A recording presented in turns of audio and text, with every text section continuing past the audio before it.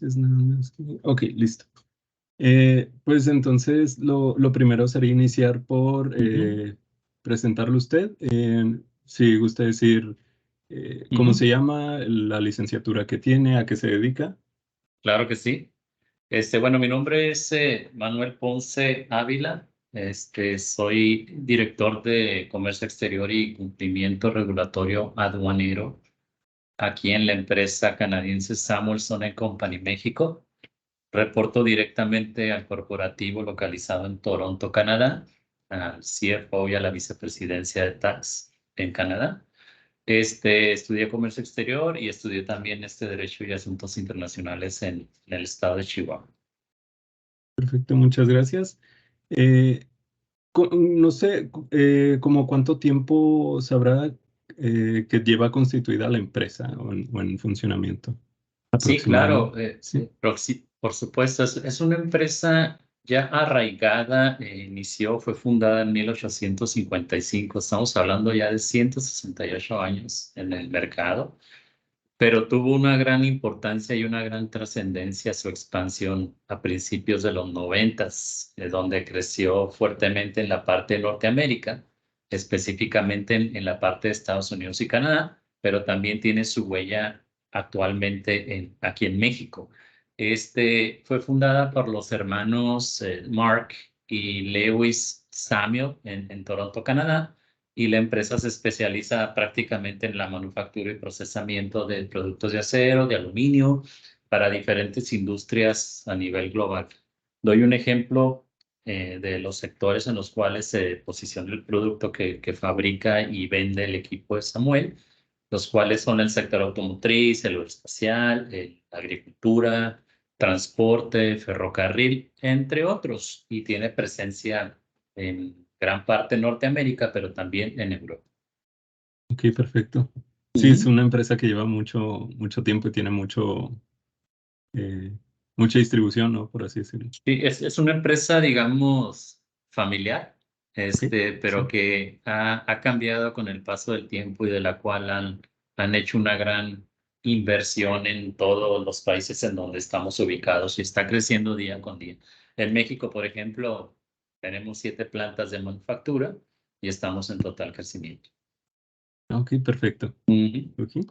Bueno, entonces, la primera pregunta relacionado Sí. al comercio exterior Ujú. es la de, pues se sabe que los tratados de libre comercio apoyan a las economías que son participantes de estos. Ujú. ¿Cómo cree que beneficia a la economía de México un tratado de libre comercio? Bueno, yo pudiera decirte que México tiene el primer beneficio que yo le veo en esta participación es que México puede tener un mercado más amplio. Ujú. Y obvias razones al tener un mercado más amplio y al tener una diversificación de productos, se dispararían los productos, se dispararían los servicios que la empresa pueda ofrecer a otros mercados internacionales. Y obvias razones, esto va a conllevar a que tengas una mejor negociación en tus contratos comerciales, con los que tengas algún otro convenio de venta con el país hacia donde va dirigida tu mercancía de exportación.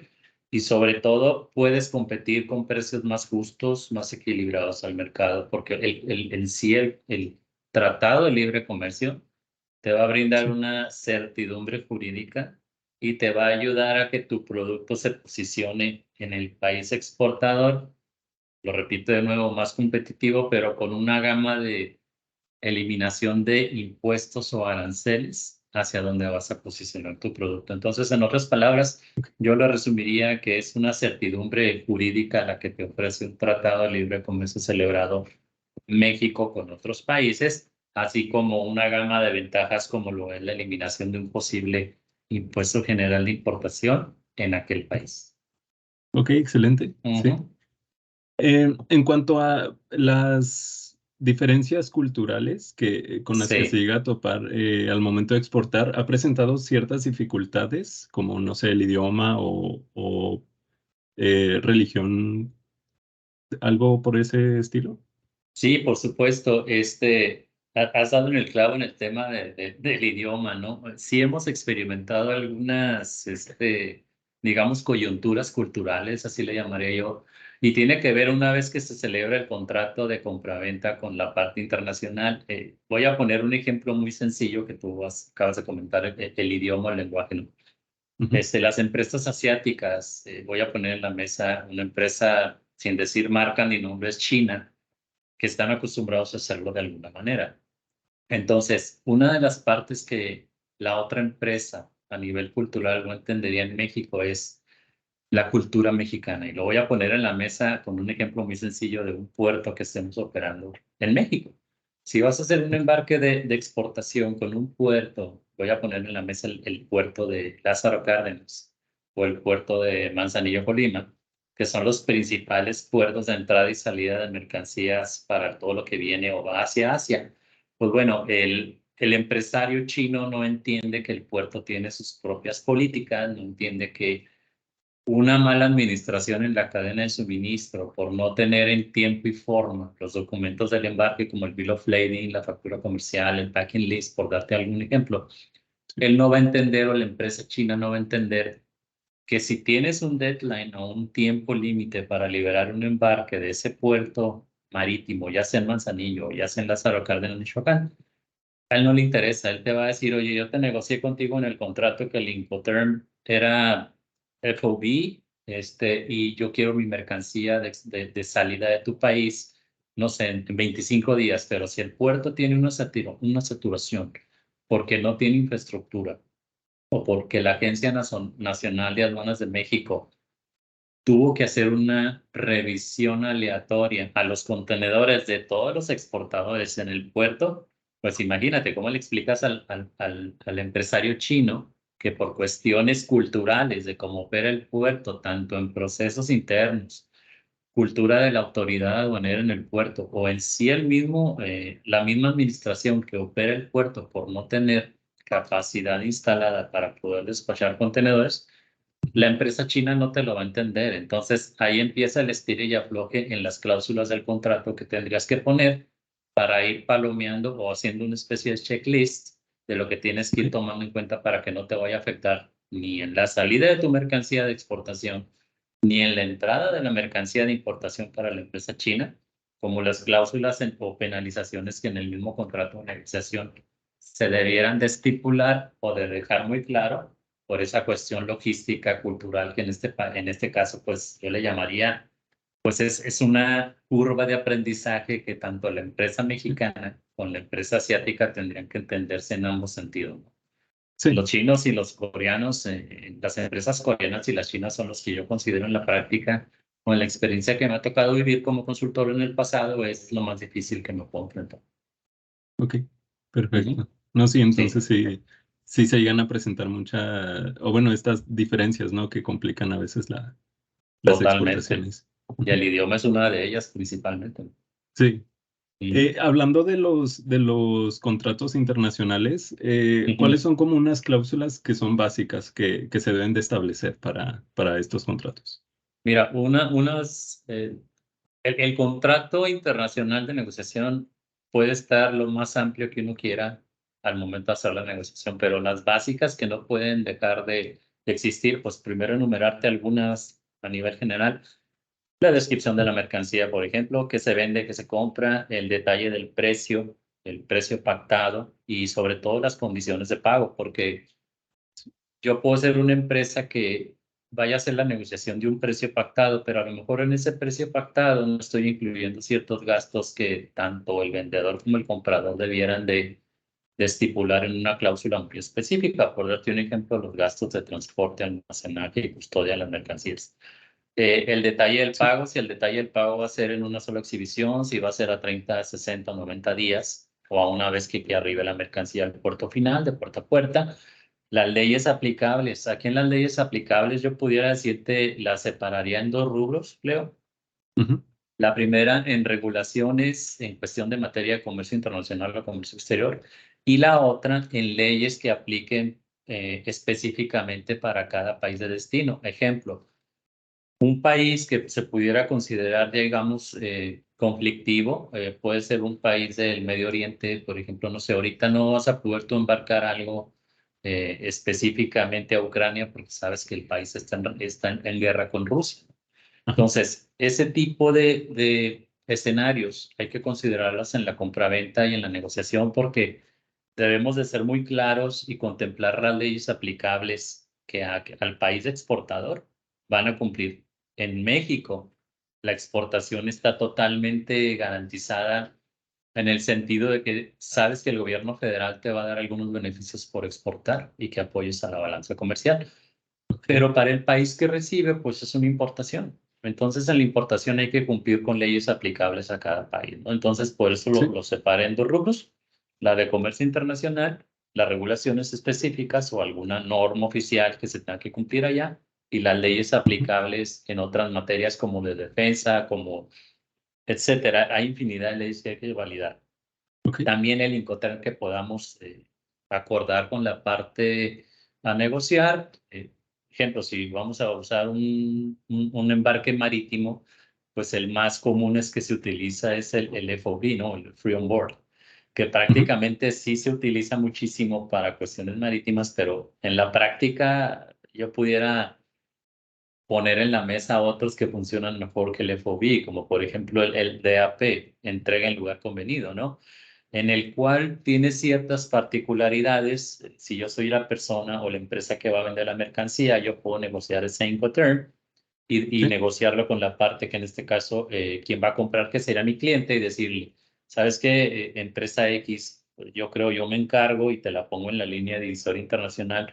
Yo asumo todos los cargos, costos y demás, pero una vez que te posiciono yo el contenedor en tu país, tú encárgate de pagar el resto. Entonces, los Ok. Incoterms generalmente hay que cuidarlos, hay que validarlos, pero creo que es una de las partes importantes que se tienen que poner dentro de las cláusulas del contrato. Ok. Otras que puedo poner en la mesa es las obligaciones tanto del comprador como del vendedor. Para cada parte, por qué tipo de responsabilidades se van a encargar ellos en hacer en cada uno en su función, ¿no?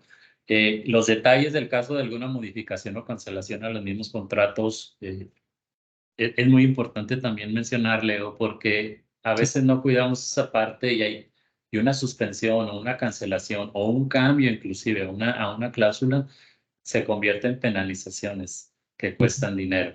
Entonces, si ya tienes un costo negociado del producto a exportar, pues tienes que validar esa parte que por cuestiones ajenas, en este caso en el ejemplo, al vendedor, pues porque tiene que ir a penalizar el comprador, ¿no? Entonces hay que ponerlo también en la mesa. Y por último, a llegar a un acuerdo en método de entrega. ¿Cómo quieres que te entregue la mercancía, no?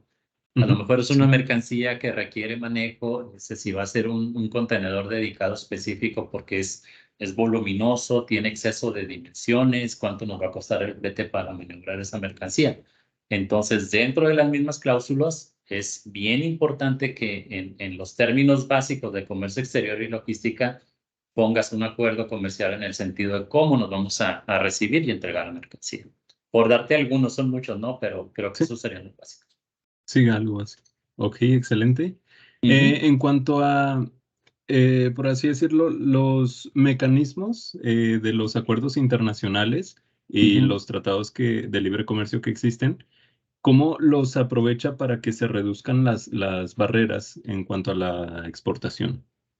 Sí, yo lo dividiría en dos rubros. El primero son las barreras arancelarias y las segundas las no arancelarias. Las arancelarias, obvias razones, son aquellas que tienen un impacto financiero al pago de impuestos al comercio exterior. ¿Sí? Sí. Y las no arancelarias, en idiomas coloquiales, son todas aquellas que representarían una barrera de algún permiso. ¿Sí? Entonces, puede decir que estás familiarizado con la clasificación arancelaria de las mercancías. Todavía Sea, no, no te suena específicamente. el tema de fracción arancelaria o codificación de mercancías? En específico no, pero sí como una idea general. Bueno, para nosotros poder importar y exportar una mercancía como cualquier empresa importadora, exportadora o cualquier empresa que se establezca propiamente en México, primero tiene que validar la mercancía a importación o a exportación. En ambos casos, tienes que validar con un agente aduanal la fracción arancelaria.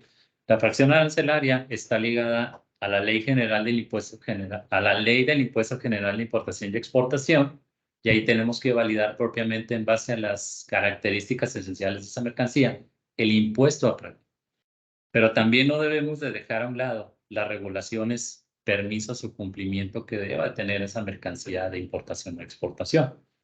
Entonces, yo lo separo en barrera arancelaria, pero en barrera no arancelaria, y lo agregaría también, Leo, a que México en este caso tiene 14 tratados de libre comercio firmados con otros países. Yo pienso que en la práctica, y esto depende también del rubro de la empresa, a veces no cuidamos cómo podemos ser más competitivos, o a lo mejor no sabemos que tenemos un tratado de libre comercio con Japón.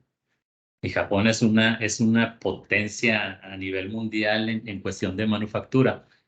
Nos centramos más específicamente, obvias razones, por nuestra geografía con Estados Unidos, ¿no? Sí, Porque es el número uno, ahora sí que a nivel de socio comercial estratégico, Estados Unidos es el primero. Pero tenemos sí, 14 tratados muy buenos. Por darte un ejemplo, el más conocido, el NAFTA. Te doy un poquito de reseña. El NAFTA fue firmado en enero de 1994 en el famoso Telecan, pero terminó en julio de 2020 cuando llega Donald Trump a la administración de Estados Unidos. En julio del 2020 nace el TEMEC o el USMCA, que era el anterior NAFTA y es el que está corriendo a la fecha, ¿no? Una diferencia entre ambos que pudiera yo decirte es que anteriormente se utilizaba un formato establecido en el Telecan para el certificado de origen y ahora puedes utilizar cualquier documento del embarque que ampare obvias razones el embarque de importación, tanto para México, Estados Unidos o Canadá, pero ya no se llama certificado de origen, se llama certificación de origen. ok, Son los cambios así a nivel general que te pudiera poner en la mesa por el tiempo. Otro tratado muy bueno que tenemos es con la Unión Europea, sí, que se firmó en enero del 2000 en la decisión 2000, el cual es el certificado de origen de circulación de mercancías EUR.1 con diferentes países a nivel de Europa como Alemania, Inglaterra, Italia, etcétera, ¿no? ujú, Y el Ley 55 de la LADI, que prácticamente es otro tratado que tenemos ahí con México firmado, en donde entra al juego, además de México, había razones, Argentina, Brasil y Paraguay, el cual fue firmado en noviembre del 2002. Entonces, para contestar ya la pregunta, pues a mí se me hace en la práctica más fácil dividirlo en dos rubros: la ok, parte arancelaria, la no arancelaria, pero sí conocer las opciones que tenemos a nivel tratado de libre comercio, cómo sí, vamos a poder nosotros posicionar nuestra mercancía para que tengamos una flexibilidad en la cadena de suministro y, obvias razones, cumplamos con regulaciones y tengamos una reducción importante en el impuesto general de importación al país a donde vamos a exportar la mercancía. ok, excelente, muchas gracias. ¿Sí? Eh, Como otra pregunta, el tipo de transporte que utiliza la empresa en Ujú, cuanto a las operaciones logísticas, ujú. ¿cuál sería? Pues bueno, está dividido en tres partes: el transporte terrestre, el Sí, transporte marítimo y el transporte aéreo. Bueno, el transporte terrestre utilizamos cajas secas de 53 pies, pero lo que más movemos por el ADN de la empresa, que es transportar rollos de acero o estructuras de aluminio, son plataformas de 53 pies, ¿sí? ok, Para embarques marítimos utilizamos el contenedor medido estándar de 48 pies que generalmente tienen las empresas de logística. Y en el tráfico o embarques aéreos, pues generalmente lo que utilizamos son tarimas pequeñas. ujú, Utilizamos también cajas de diferentes dimensiones para mover tubos. La empresa está dividida en cuatro diferentes unidades de negocio. Una de ellas son tubos. ok, Cualquier tipo de tubo de acero o de aluminio que te imagines, lo fabrica esta empresa. Pero también está dividida la empresa que se encarga, que es en la parte de aquí atrás se ve, no sé si alcanzas a ver, está una grúa. No sé si ves la estructura de una grúa, no sé si lo alcanzas a ver. Pero esta ajá, empresa se encarga de importar el rollo de acero y le hace una especie de decapado y una especie de corte por tipo de cliente. Si le vamos a vender en este caso, como la planta está ubicada aquí muy cerca del aeropuerto, aquí en Apodaca, pues nos queda muy cerca hacia Pesquería Kia. Entonces, sí, Kia potencialmente o Hyundai nos puede pedir un rollo con ciertas dimensiones, ciertos cortes, ciertas características, y ahí tenemos que utilizar una plataforma 53 pies. para Ok, poderle, tanto la entrega del rollo, se hace el proceso de decapado y de corte en producción, y luego se lo enviamos aquí en otra plataforma o en la misma plataforma, ¿no? Es lo que sí, generalmente por el ADN de la empresa utilizamos en transporte, para los tres diferentes tipos de transporte. ok, excelente. Me mencionaba los Incoterms como el Ujú, FOB. ¿Qué ujú. otros me podría comentar que Mira, utilizan? si lo divido en terrestre, el de batalla, el más común es el XW, el X-Work o en fábrica, que es el que generalmente, pues yo le llamo que no tiene muchísimas responsabilidades y obligaciones, ¿no? Es el que más se utiliza. Pero también utilizamos el DAP, que es el de entrega en lugar, que es el que utilizamos muchísimo en parques terrestres, pero también usamos Sí, el CIF, que es el costo seguro y flete. En marítimo utilizamos el FOB, el franco a bordo, o también el costo seguro y flete, que es el CIF. Y en aéreo, generalmente el que más utilizamos es el FCA, que es el franco transportista. Son los que te pudiera yo decir, en un análisis de la cadena de suministro, podemos utilizar según la negociación que se haya hecho por parte del área de compras o procurement internamente en la empresa. Mi función en comercio exterior es analizar esos 5 terms negociados y hasta dónde llega la responsabilidad con el área de comercio exterior y logística para el ir y venir de mercancías. ok, Ujú, excelente. Pues creo que de manera general ya quedarían todas las preguntas ujú. resueltas, ¿sí? Sí. Eh, ok, entonces aprecio mucho su tiempo. Muchísimas gracias. ¿Algún mensaje, no sé, que le gustaría dar en cuanto al tema de comercio exterior? Sí, Sí, sí, por supuesto, al contrario, gracias a ti por tu tiempo. De hecho, me tomé la libertad de prepararte un reporte ejecutivo con el resumen de las preguntas que me pusiste en la mesa. ok. ¿Qué carrera estás estudiando? Esto te lo debía de haber preguntado desde un principio, ¿no? Negocios internacionales. Bueno, en negocios internacionales vas a ver algo referente a la función que estamos platicando ahorita, que es comercio exterior, logística. Yo el consejo que les pudiera dar a los estudiantes o a los jóvenes que están iniciando la carrera, como es tu caso, creo que te vas a graduar próximamente, ¿no? Sí, dentro de un año aproximadamente. Bueno, si te dedicas a esta tesitura del comercio exterior, pues bienvenido. Gracias. Siempre tienes que estar actualizado, siempre tienes que estar buscando reglamentaciones, leyes, acuerdos, y tienes que estar, yo como fui creciendo en mi práctica junto con la escuela, pues yo siempre estaba leyendo, ¿no? Yo siempre estaba informándome de medios en los cuales yo pudiera estar actualizado en mi materia de especialización, que en este caso es comercio exterior, y Sí, posteriormente los cambios aplicables que por ley el gobierno federal está implementando mediante sus diferentes instituciones, como es el SAT y como es la Secretaría de Economía. Entonces, nunca dejes de aprender, nunca dejen de aprender. Siempre traten de dar esa millita extra que estamos buscando, porque en puestos fundamentales como el que tengo yo en esta empresa y en mi vida laboral pasada, yo siempre busco mucho el talento. Entonces, en el talento de los jóvenes, que finalmente son los que nos van a sustituir en algún momento. Yo busco a lo mejor no tanto que una persona traiga o que sea el gurú en la materia. Yo lo puedo formar como director o cabeza del departamento, pero lo que nunca voy a poder formar a lo mejor es la actitud, es sí, la iniciativa, esos ojos o esas ganas de querer salir adelante de comerse al mundo. Entonces, mi comentario, mi sugerencia o mi consejo es siempre traten de dar ese kilómetro milla extra para salir adelante en sus carreras y sobre todo siempre busquen el cómo sí, más que el cómo no. sí. ¿Ok? Perfecto, muchísimas gracias. Sí, Pues si no tienes alguna otra duda, estoy a tus órdenes, agradecerte el tiempo y te hago llegar el resumen con las preguntas que me hiciste en esta entrevista. sí, perfecto. Muchas Claro gracias. que sí, Leo, un saludo, que estés muy bien. Igualmente, Gracias, que nos estés vemos. bien. Hasta luego. Bye.